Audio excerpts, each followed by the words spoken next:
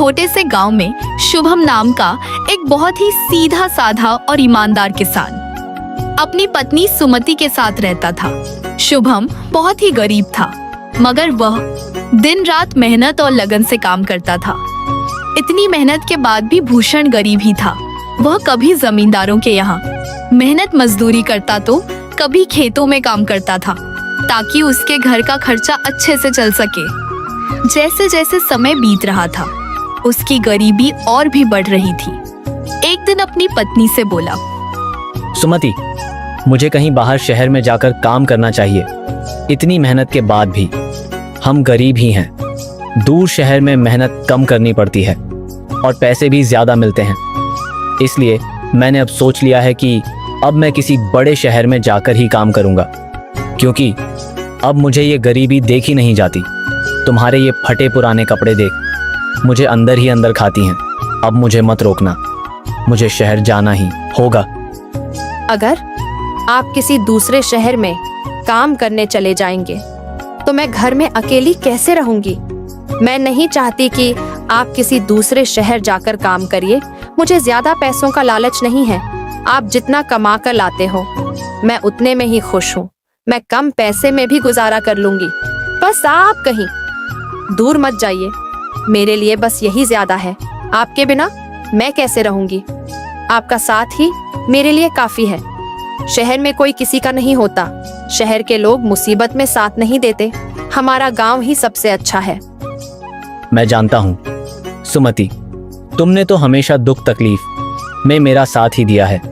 अब मुझसे हमारी गरीबी देखी नहीं जाती। अब मुझे 1-2 साल के लिए कहीं दूर शहर में काम करने जाना ही होगा, तभी हमारी गरीबी दूर हो सकती है। नहीं तो ऐसे ही हम एक एक पैसे के लिए तरसते रहेंगे। शहर में बहुत काम है। अगर मुझे वहाँ काम मिल गया तो हमारे दिन बदल जाएंगे और सब ठीक हो जाएगा। तुम्हें कोई पुरानी साड़ी पहनने की कोई परवाह नहीं होगा। तुम भी गांव में सिर उठाकर घूमने जा सकोगी। मैं बहुत जल्दी ही कमा कर आऊंगा। ठीक है, अगर आप जाना ही चाहते हो तो चले जाइए, मगर अपना ख्याल रखिएगा। मैं आज आपका सामान बांध दूंगी, आप कल चले जाइएगा। शहर में खुद का अच्छे से ध्यान रखिएगा। खाना समय पर खा लीजिएगा और हाँ, समय समय पर चिट्ठी भेजना मत भूलिएगा।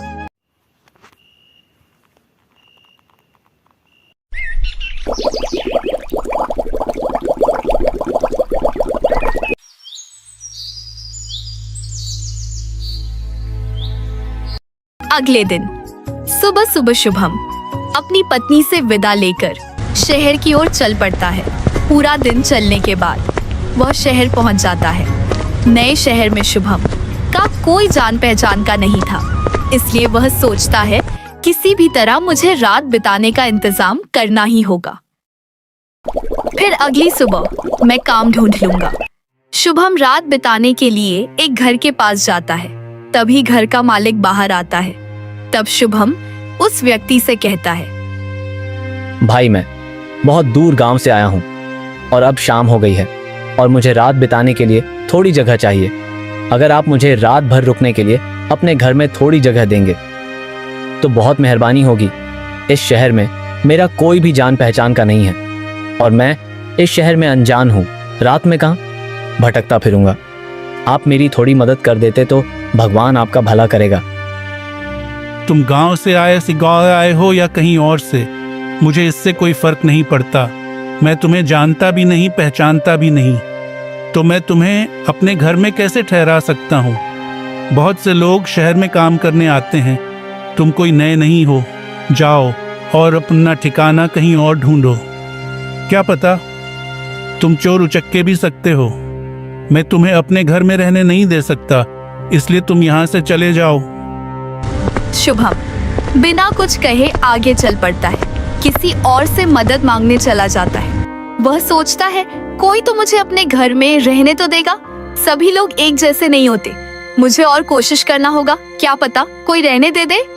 फिर शुभम चलते चलते एक घर के पास पहुंच जाता है। फिर उस भाई से कहता है, भैया, क्या मैं आज रात आपके घर रुक सकता हूँ? अगर आप चाहो तो मैं रात भर रुकने का किराया भी दे सकता हूँ।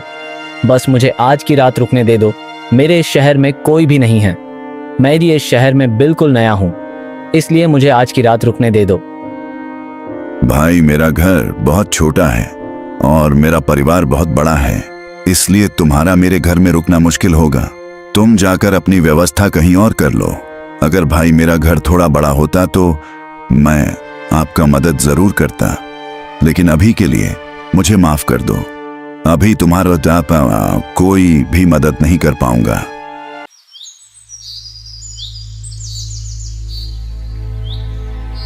इतना सुनकर शुभम वहां से चला जाता है। उसके बाद शुभम कई घरों में जा जाता है, लेकिन हर कोई उसे अपने घर में ठहराने से मना कर देता है। यह सब देखकर शुभम बहुत ही निराश हो जाता है। फिर शुभम सोचने लगता है, इस शहर में कोई भी मुझे अपने घर में ठहराने के लिए तैयार ही नहीं है। अब मैं रात में कहाँ जाऊं? मेरी तो कुछ समझ में ही नहीं आ रहा। जब इस शहर में मुझे रुकने के लिए कोई घर ही नहीं मिल रहा, तो मुझे इस शहर में काम कैसे मिलेगा? शुभम यह सब सोच ही रहा था, तभी उसकी नजर एक बुढ़िया की झोपड़ी पर पड़ता है। शुभम उस बुढ़िया के घर जाता है और बूढ़ी अम्मा से कहता है, अम्मा, मैं इस शहर में काम की तलाश में आया हूँ, पर कोई भी मुझे अपने घर में ठहराने के लिए तैयार ही नहीं है। बस अब आपसे ही उम्मीद है, कृपा करके अपने घर में मुझे रात भर रुकने की जगह दे दीजिए। मेरा इस शहर में कोई भी नहीं है, मैं अकेला हूँ और थोड़ा परेशान हूँ। आप मेरी मदद कीजिए। मैं बेसहारा हूँ, गांव में गरीबी के कारण शहर पैसा कमाने की उम्मीद से आया हूँ, लेकिन यहाँ मुझे रहने के लिए व्यवस्था नहीं है और कोई भी मदद नहीं कर रहा। कृपा आप मेरी मदद करें। बेटा, तुमने मुझे माँ कहा है, और एक माँ अपने बेटे को घर के बाहर कैसे छोड़ सकती है? चलो आओ, अंदर आ जाओ। शुभम उस बूढ़ी औरत के साथ घर के अंदर चला जाता है। घर काफी सुंदर था, जिसे शुभम देख बहुत हैरान हो जाता है। फिर वह अम्मा शुभम से कहती है, बेटा, तुम इसे अपना ही घर समझो। तुम जब तक चाहो तब तक यहाँ रह सकते हो और तुम अपना काम कर सकते हो। तुम्हें यहाँ अकेला महसूस नहीं होगा, तुम आराम से रह सकते हो। और बेटा, इस शहर में काम कर सकते हो। क्या आप इतने बड़े घर में अकेली रहती हो? क्या आपके साथ कोई और नहीं रहता? आपके बच्चे कहाँ हैं? आप अकेली इस घर में रहती हो। आपको अकेले इस घर में मन लगता है। आपको तो खाने पीने में भी बहुत दिक्कत होती होगी ना, और घर में रहना बहुत मुश्किल होती होगा। एक लड़की थी, वह भी बीमारी की वजह से अब इस दुनिया में नहीं रही, और मेरी शादी के कुछ दिन बाद ही मेरे पति भी मुझे छोड़कर इस दुनिया से चले गए। मेरा इस दुनिया में कोई नहीं है। मैं अकेली घर में अनजान की तरह रहती, मेरा कोई भी सहारा नहीं है जीने के लिए। अब पता नहीं, ऊपर वाला तुझे मेरे पास बेटा का रूप में भेजा है। अब मैं अकेली नहीं रहूंगी बेटी, अब तू ही सहारा है। माँ, अब आप रोइए मत, मैं हूं ना आपके साथ। अब आप इस घर में अकेली नहीं हैं। अब आप मुझे अपना बेटा ही समझिए। अब से मैं आपका ख्याल रखूंगा, माँ की तरह देखभाल करूंगा। अब आप बिल्कुल अकेला मत समझिए। आपका बेटा है, भगवान किसी न किसी रूप में एक दूसरे का सहारा बनाकर भेजता है। अब से आप टेंशन मत लीजिएगा। बेटा, तू बहुत अच्छा इंसान है, देखने में भी बहुत भला लगता है। शहर में बहुत होशियारी से रहना, क्योंकि यहाँ बहुत ठग रहते हैं। वह नए आदमी को देखकर उसे ठग लेते हैं। तू अपना काम करके पैसा ले लेना, नहीं तो वह बाद में पैसे नहीं देगा, उल्टा तुम्हें ही दोषी ठहराएगा। बेटा, बहुत चालाकी के साथ रहना है। माँ, मैं ध्यान रखूंगा, आप परेशान मत होइए। मैं बहुत चालाकी के साथ इस शहर में काम करूंगा और पैसे लेकर हो घर आऊंगा। आपने मुझे इतना सहारा दिया, इस शहर के बारे में इतना बताया, मेरे लिए इतना ही काफ़ी है। अब मैं आगे रास्ता खुद तय कर लूंगा और ईमानदारी से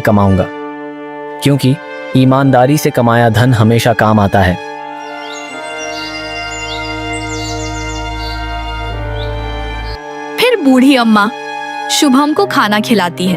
अगले दिन शुभम काम की तलाश में निकल जाता है। जल्दी ही उसे एक सेठ की राशन की दुकान पर काम मिल जाता है। शुभम कभी भी सेठ के किसी काम से इनकार नहीं करता और हर काम को बहुत अच्छी तरह और ध्यान से करता था। शुभम के काम के प्रति मेहनत और लगन को देखकर सेठ शुभम से बहुत खुश थे, इसलिए वे शुभम की पगार भी बढ़ा देता है। शुभम अपनी कमाई से सिर्फ उतना ही खर्च करता था जितनी उसकी जरूरत हो और बाकी के पैसे एक छोटी सी थैली में जोड़ता रहता था। एक दिन शुभम सोचता है, जब मैं 50,000 रुपये जमा कर लूंगा उसके बाद अपने बीवी बच्चों के पास वापस लौट जाऊंगा, फिर गांव में कोई अच्छा सा कारोबार करूंगा। शुभम कई साल कड़ी मेहनत करता है और वह 50,000 रुपये जमा कर लेता है। एक गरीब आदमी के लिए 50,000 बहुत बड़ी रकम थी, इसलिए शुभम बूढ़ी अम्मा से कहता है, माँ, अब मेरा पास 50,000 रुपये तय हो गए हैं। मुझे इस बात की चिंता हो रही है, अगर किसी कारण यह रुपए कहीं खो गए या फिर किसी ने छीन ली तो बड़ा ही अनर्थ हो जाएगा। इसलिए इतने बड़े रकम को अपने साथ लिए घूमना तो बेवकूफ़ी होगी और इस घर में पैसे छुपा कर रखना भी सही नहीं है।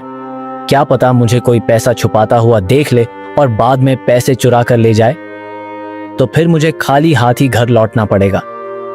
आजकल किसी पर भी भरोसा नहीं किया जा सकता।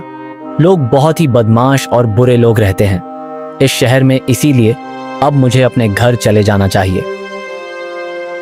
बेटा तू सही कहता है, लेकिन बेटा तू अभी अपने गांव क्यों जा रहा है? थोड़े दिन और रुक जा। और पैसों की चिंता क्यों कर रहे हो? इस शहर में एक नेक दिल और ईमानदार व्यक्ति रहता है जिसका नाम ब्रजेश सेठ है, जिसके पास हर कोई पैसे जमा करने देता है। तू भी वही जा और पैसे रख देना। जब तू घर जाएगा तब वहां से अपना पैसा लेकर अपने घर चले जाना। बेटा सब लोग एक ही तरह का नहीं होता है, कुछ कुछ ईमानदार भी होता है।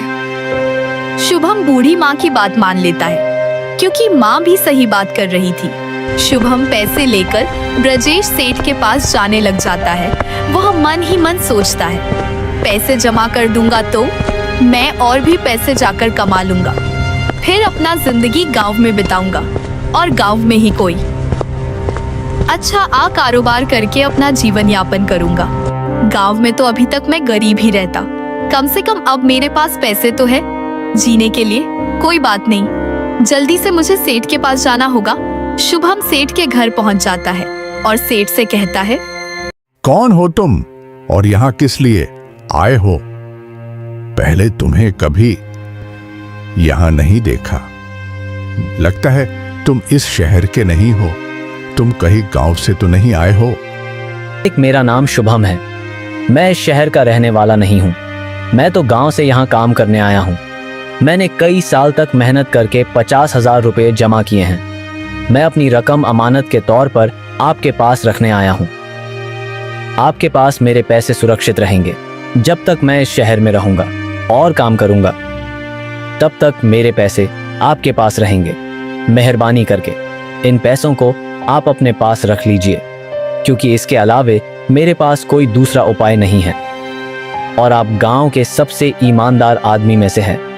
लोगों ने बताया कि आप सभी गरीबों की मदद करते हैं और पैसे आपको भरोसे पर आपको देते हैं, इसलिए आप मेरे पैसे को अपने पास रख लीजिए।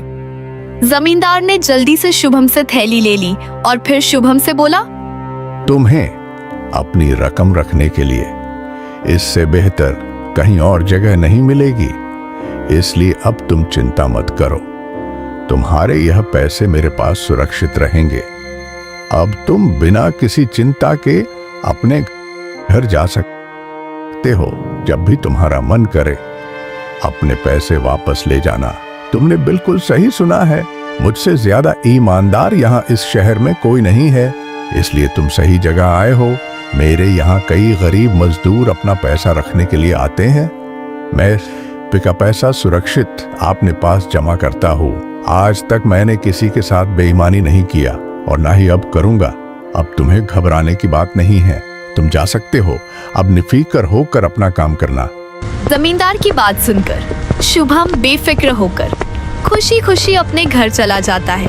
ऐसे ही कुछ दिन और काम करने के बाद शुभम को अपनी पत्नी की बहुत याद आने लगती है। इसलिए शुभम अपने घर जाने की यात्रा तैयारी करके जमींदार के पास अपने पैसे लेने के लिए चला जाता है। मालिक, मैं अपने गांव जा रहा हूं, इसलिए मैं आपके पास अपने पैसे लेने के लिए आया हूं। कृपा करके आप मेरे पैसे मुझे लौटा दीजिए। अब बहुत दिन हो गए हैं। मेरी पत्नी मेरा इंतजार कर रही होगी। उससे मेरे बिन मन नहीं लगता है। न जाने वो कैसी हालत में होगी। मुझे बहुत फिक्र हो रही है। मैंने सेठ जी छुट्टी ले ली है, इसलिए आपके पास आया था कि पैसे लेकर आपने घर जा सकूंगा। मैंने बहुत गरीबी देखी है। एक एक पैसे के लिए पूरा परिवार तरसा है। लेकिन अब नहीं। अब गांव जाकर अपनी पत्नी के लिए कपड़े और राशन लेने जाना है। इसलिए मालिक, अब मेरे पैसे दे दीजिए।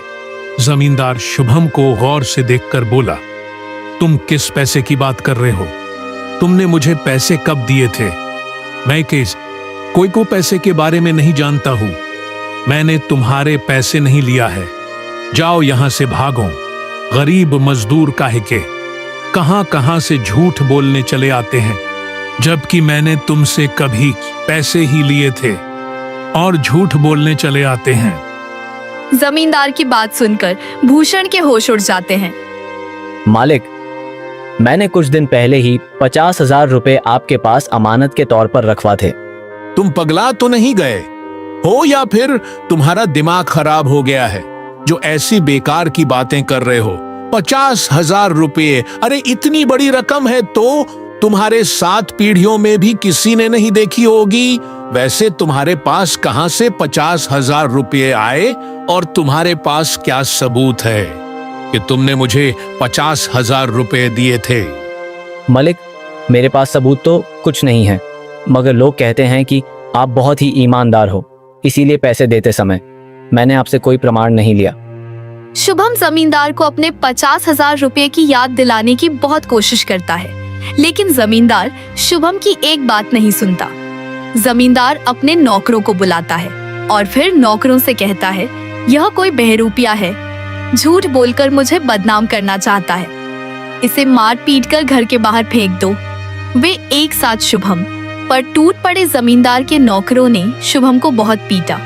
उन्होंने शुभम पर जरा सी भी दया नहीं की और उसे घर से बाहर निकाल दिया। कमजोर और लाचार शुभम रोते हुए बूढ़ी अम्मा के घर की ओर चल पड़ा। बूढ़ी अम्मा के घर की ओर जाते हुए भूषण रोते रोते खुद से ही कहने लगा, अब मेरा क्या होगा? जमींदार ने मेरे साथ बेईमानी कर लिया है। अब अपनी पत्नी को क्या मुंह दिखाऊंगा? ऐसा सोचते सोचते जा रहा था, तभी रास्ते में उसे एक पैसे भरी थैली दिखाई पड़ता है।